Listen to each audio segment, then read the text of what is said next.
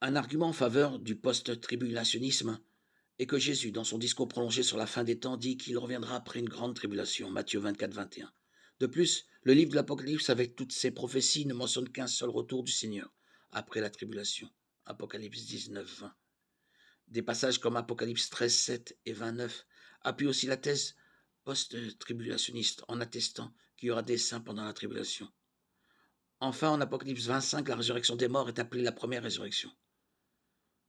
Pour les post-tribulationnistes, le fait que cette première résurrection a lieu après la tribulation montre que la résurrection associée à l'enlèvement en 1 Thessaloniciens 4,16 ne peut survenir avant.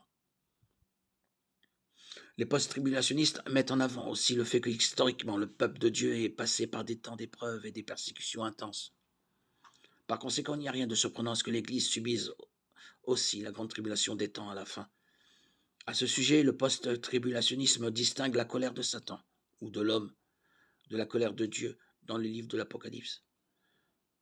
La colère de Satan est dirigée contre les saints et Dieu la permet afin de purifier ses fidèles. D'autre part, la colère de Dieu est répandue sur l'Antéchrist et son royaume impie, et Dieu protégera son peuple contre cette punition.